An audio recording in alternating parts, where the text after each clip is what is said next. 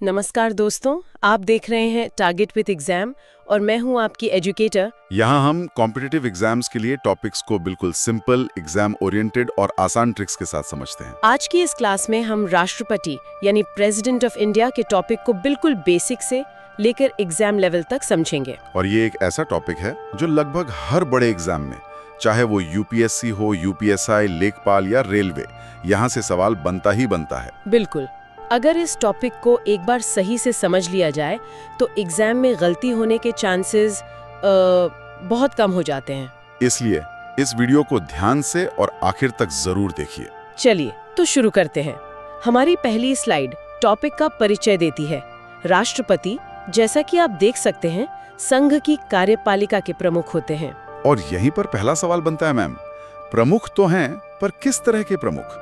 क्योंकि हम तो हमेशा प्रधानमंत्री को ही एक्शन में देखते हैं। बहुत अच्छा सवाल, और यहीं से पूरा टॉपिक खुलता है। देखिए, संविधान के अनुच्छेद 52 से 62 तक राष्ट्रपति के बारे में सब कुछ बताया गया है। उन्हें भारत का प्रथम नागरिक भी कहा जाता है, राष्ट्र की एकता का प्रतीक माना जाता है। लेकिन जो की वर्ड याद रखना है वो है औपचारिक प्रमुख। औपचारिक प्रमुख मतलब डी जूरे हेड। एकदम सही। अब सवाल उठता है कि ये टॉपिक एग्जाम के लिए कितना जरूरी है। जरा इस स्लाइड को ध्यान से देखिए। प्रीलिम्स में यहाँ से आपको 2-3 सीधे तथ्यात्मक मतलब फैक्चुअल सवाल मिल जाएंगे। और मेंस के GS2 पेपर में राष्ट्रपति की जो संवैधानिक शक्तियाँ हैं उन पर एनालिटिकल सवाल आते हैं। और इंटरव्यू में भी उनके निर्णय क्षमता से जुड़े सवाल पूछे जा सकते हैं। बिल्कुल, साफ शब्दों में कहें तो ये अध्याय भारतीय राज व्यवस्था की रीढ़ है। इसे छोड़ना बिल्कुल भी समझदारी नहीं है। चलिए अब राष्ट्रपति की संवैधानिक स्थिति को समझते हैं।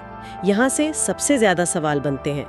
अनुच्छेद 52 ये सीधा सीधा कहता है कि भारत का एक राष्ट्रपति होगा। ये एक डायरेक्ट वन लाइनर क्वेश्चन है। ठीक है, और जो आपने औपचारिक और वास्तविक प्रमुख की बात की थी, हाँ, अब उस पर आते हैं। देखिए, हमारे यहाँ 2 तरह की कार्यपालिका है। एक है नाम मात्र की यानी डिज्योरे, जिसके प्रमुख राष्ट्रपति हैं, और दूसरी है वास्तविक यानी डी फैक्टो, जिसके प्रमुख प्रधानमंत्री हैं। बिल्कुल।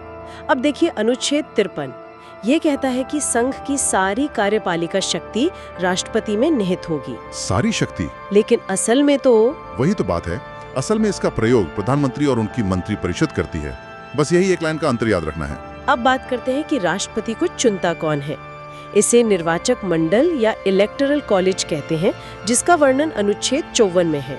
ये एक बहुत ही कंफ्यूजिंग एरिया है। कौन वोट दे सकता है और कौन नहीं? इसे एकदम सिंपल तरीके से समझते हैं। वोट देने वाले 3 तरह के लोग हैं। पहला, संसद के दोनों सदनों मतलब लोकसभा और राज्यसभा के केवल निर्वाचित सदस्य। केवल निर्वाचित, ये शब्द बहुत जरूरी है। बहुत जरूरी। दूसरा, सभी राज्यों की विधानसभाओं के केवल निर्वाचित सदस्य यानी विधायक। और तीसरा, दिल्ली और पुडुचेरी विधानसभा के निर्वाचित सदस्य। तो फिर वोट कौन नहीं देता? यहाँ अक्सर गलती होती है। हाँ, इसे खास तौर पर याद रखिए। 2 लोग वोट नहीं देते। एक, किसी भी सदन के मनोनीत सदस्य यानी नॉमिनेटेड मेंबर्स, और दूसरे विधान परिषद के सदस्य यानी MLCs। बस इतना याद रखना है। स्टूडेंट्स अक्सर मनोनीत सदस्यों को लेकर कंफ्यूज हो जाते हैं। याद रखिए, वो चुनाव में भाग नहीं लेते। अच्छा, अब एक और मजेदार चीज, राष्ट्रपति का चुनाव सीधा नहीं होता। इसमें हर वोट की एक कीमत होती है, जिसे मत मूल्य या वोट वैल्यू कहते हैं। ये थोड़ा मुश्किल लगता है।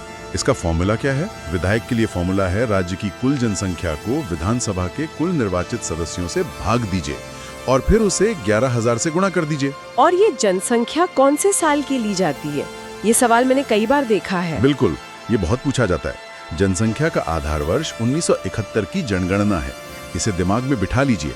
तो इसी वजह से उत्तर प्रदेश जैसे ज्यादा आबादी वाले राज्य के विधायक का वोट वैल्यू सिक्किम जैसे राज्य से कहीं ज्यादा होता होगा। एकदम सही। और सांसद के मत मूल्य के लिए सभी विधायकों के कुल मत मूल्य को संसद के कुल निर्वाचित सदस्यों से भाग दे दिया जाता है। इसके पीछे का सिद्धांत क्या है? इसके पीछे का सिद्धांत है समरूपता या पैरिटी, मतलब केंद्र और राज्यों के बीच एक संतुलन बनाना। अब देखते हैं कि चुनाव की प्रक्रिया क्या है, जिसका जिक्र अनुच्छेद 55 में है। इसमें 4 मुख्य बातें हैं। पहली, वरीयता क्रम मतलब प्रेफरेंस। वोटर 1, 2, 3 करके अपनी पसंद बताते हैं। और दूसरा है एकल संक्रमणीय मत, यानी सिंगल ट्रांसफरेबल वोट। हाँ, इसका मतलब है कि अगर आपके पहले पसंद के उम्मीदवार को जरूरत से ज्यादा वोट मिल गए या वो रेस से बाहर हो गया, तो आपका वोट आपकी दूसरी पसंद को ट्रांसफर हो जाएगा। और जीतने के लिए एक कोटा हासिल करना पड़ता है ना? बिल्कुल, जीतने के लिए कुल वैध मतों के आधे से एक ज्यादा वोट पाना जरूरी है। और चौथा, ये मतदान गुप्त होता है, यानी सीक्रेट बैलेट। चलिए अब देखते हैं कि राष्ट्रपति बनने के लिए योग्यताएं क्या हैं। अनुच्छेद 58 के अनुसार पहली, भारत का नागरिक हो। दूसरी, 35 वर्ष की आयु पूरी कर चुका हो। ये उम्र बहुत महत्वपूर्ण है। और तीसरी योग्यता, लोकसभा का सदस्य बनने की योग्यता रखता हो और किसी भी लाभ के पद पर ना हो। और उम्मीदवार बनने के लिए कुछ और शर्तें भी तो हैं, जैसे प्रस्तावक और अनुमोदक। हाँ, ये सीधे एग्जाम में पूछे जाते हैं। 50 प्रस्तावक और 50 अनुमोदक होने चाहिए। और जमानत राशि है 15,000 रुपए। अब आते हैं शपथ पर, यानी ओथ, जिसका जिक्र अनुच्छेद 60 में है। राष्ट्रपति क्या शपथ लेते हैं? उनकी शपथ का सार है संविधान का परिरक्षण, संरक्षण और प्रतिरक्षण, यानी to preserve, protect and defend the constitution. और ये शपथ दिलाता कौन है, ये भी एक बहुत कॉमन सवाल है। शपथ दिलाते हैं भारत के मुख्य न्यायाधीश, यानी चीफ जस्टिस ऑफ इंडिया। अब आते हैं सबसे मुश्किल और सबसे जरूरी टॉपिक पर, महाभियोग, यानी इम्पीचमेंट, अनुच्छेद 61। इस प्रक्रिया से राष्ट्रपति को पद से हटाया जा सकता है। इस डायग्राम को ध्यान से समझिए। इसका आधार क्या होता है? किस वजह से महाभियोग लाया जा सकता है? सिर्फ एक ही आधार है, संविधान का अतिक्रमण या वायलेशन ऑफ द कॉन्स्टिट्यूशन। प्रक्रिया यह है कि किसी भी सदन के, चाहे लोकसभा हो या राज्यसभा, 1/4 सदस्य आरोप पर हस्ताक्षर करते हैं। फिर राष्ट्रपति को 14 दिन का नोटिस दिया जाता है। बिल्कुल। उसके बाद पहला सदन 2/3 बहुमत से प्रस्ताव पास करता है। ये 2/3 बहुमत कुल सदस्यों का होता है या उपस्थित सदस्यों का? कुल सदस्यों का, जो कि बहुत मुश्किल होता है। फिर दूसरा सदन आरोपों की जांच करता है, और अगर दूसरा सदन भी 2/3 बहुमत से प्रस्ताव पास कर दे तो राष्ट्रपति को उसी क्षण पद से हटा दिया जाता है। इसमें एक बहुत बड़ा कंफ्यूजन पॉइंट है। हाँ, और वो सबसे जरूरी पॉइंट है। याद है हमने कहा था कि मनोनीत सदस्य चुनाव में भाग नहीं लेते जी, लेकिन वो महाभियोग में भाग लेते हैं। ये एक ऐसा पॉइंट है जहां सबसे ज्यादा गलतियां होती हैं। इसे अच्छे से याद कर लीजिए। अच्छा, अगर राष्ट्रपति का पद खाली हो जाए तो क्या होगा? तो उपराष्ट्रपति कार्यवाहक राष्ट्रपति बन जाते हैं। और अगर वो भी नहीं है तो भारत के मुख्य न्यायाधीश CJI। और अगर वो भी नहीं तो सुप्रीम कोर्ट के जो सबसे वरिष्ठतम न्यायाधीश होंगे वो पद संभालेंगे। लेकिन इसमें सबसे जरूरी नियम क्या है? सबसे जरूरी नियम है कि 6 महीने के भीतर चुनाव कराना अनिवार्य है। बहुत बढ़िया। चलिए अब जल्दी से राष्ट्रपति की शक्तियों को देखते हैं। सबसे पहले कार्यकारी शक्तियां। सभी सरकारी काम राष्ट्रपति के नाम पर होते हैं। वो PM, मंत्री, राज्यपाल, CAG, UPSC अध्यक्ष जैसे बड़े पदों पर नियुक्ति करते हैं। फिर आती हैं विधायी शक्तियां, मतलब कानून बनाने से जुड़ी ताकत। हाँ, जैसे संसद का सत्र बुलाना, सत्रावसान करना, लोकसभा को भंग करना और राज्यसभा में 12 सदस्यों को मनोनीत करना। अब बात करते हैं वीटो शक्तियों की, अनुच्छेद 111। ये बहुत दिलचस्प है। इसमें 3 तरह के वीटो हैं, है ना? हाँ, पहली है आत्यंतिक वीटो, यानी एब्सोल्यूट वीटो, जिसमें वो बिल पर सहमति ही ना दें और बिल खत्म हो जाए। दूसरी है निलंबनकारी वीटो, यानी सस्पेंसिव वीटो। इसमें वो बिल को एक बार पुनर्विचार के लिए संसद को वापस भेज सकते हैं। लेकिन अगर संसद उसे दोबारा पास कर दे तो? तब उन्हें मंजूरी देनी ही पड़ेगी।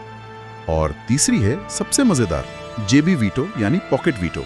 इसमें राष्ट्रपति बिल पर अनिश्चित काल तक कोई निर्णय ही नहीं लेते। इसका एक बहुत मशहूर उदाहरण भी है। 1986 में ज्ञानी ज़ैल सिंह ने डाकघर विधेयक पर इसका इस्तेमाल किया था। बिल्कुल, उन्होंने बिल को ना कहा ना कहा, बस अपनी जेब में रख लिया और बिल वहीं खत्म हो गया।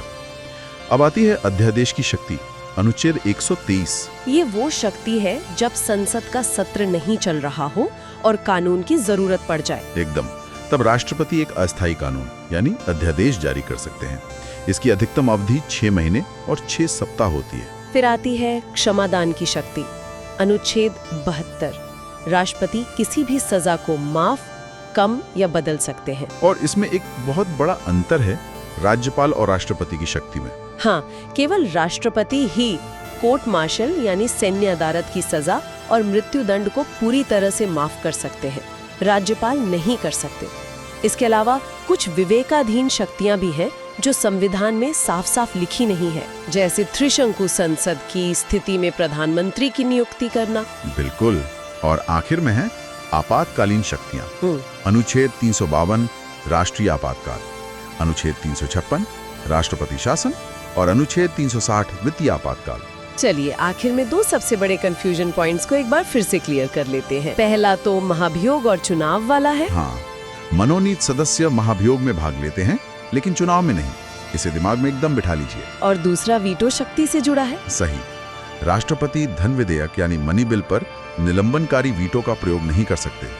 उन्हें या तो हाँ कहना होता है या मना करना होता है, पर लौटा नहीं सकते। तो चलिए एक बार जल्दी से रिवाइज कर लेते हैं जो हमने पढ़ा। पहला, राष्ट्रपति नाम मात्र के प्रमुख हैं, अनुच्छेद 52 और 53 के अनुसार। दूसरा, उनके चुनाव में केवल निर्वाचित सदस्य भाग लेते हैं, लेकिन महाभियोग में निर्वाचित और मनोनीत दोनों। और तीसरा, उनकी वीटो शक्ति अनुच्छेद 111, अध्यादेश शक्ति अनुच्छेद 123 और क्षमादान शक्ति अनुच्छेद 72 परीक्षा के लिए बहुत महत्वपूर्ण है।